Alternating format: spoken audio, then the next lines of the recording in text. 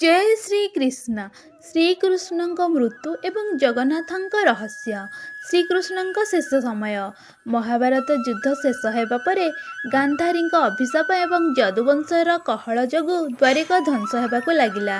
दिने प्रभु श्रीकृष्ण प्रभास क्षेत्र में गोटे गछमूले शोते से समय जरासबर नामक जड़े शिकारी दूर प्रभु पाद को एक मृगर आखि भावी भूल विषाक्त सर निक्षेप कला।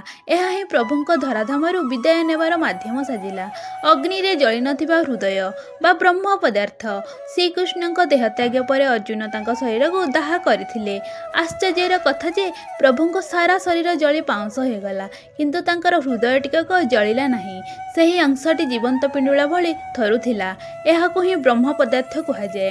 पर एहाकु एक काठगंडी भितर रखी समुद्र रे भसाई दियागला। पुरी रे जगन्नाथ रूप प्रतिष्ठा।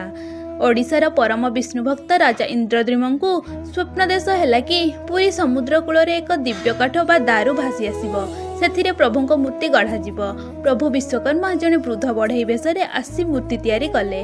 से शर्त रखिथिले कि 21 दिन पर्यंत केही कबाट खोलिबे नाही। मात्र 15 दिन पर भीतर कौन शब्द न शुणी राणी गुंडीचा कबाट खोलीदेले। सेथिपाई मूर्तिर हाथ ओ पाद अधूरा रहीगला, जहाको आमे आज महाप्रभु श्री जगन्नाथ भावे पूजा करुछे। नवकळेबरर रहस्य। आज भी पुरी रे प्रति 12 रु 19 वर्ष नवकळेबर हुए। पुराणा मूर्ति बदलाई नुआ मूर्ति गढ़ा जाए। सही समय यही गोपनीय भावे पुराणा मूर्ति भितर से ब्रह्म पदार्थ श्रीकृष्ण हृदय को बाहर करी नुआ मूर्ति भितर रखा जाए।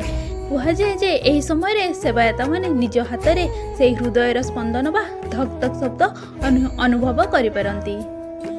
जय श्री कृष्ण। जय जगन्नाथ।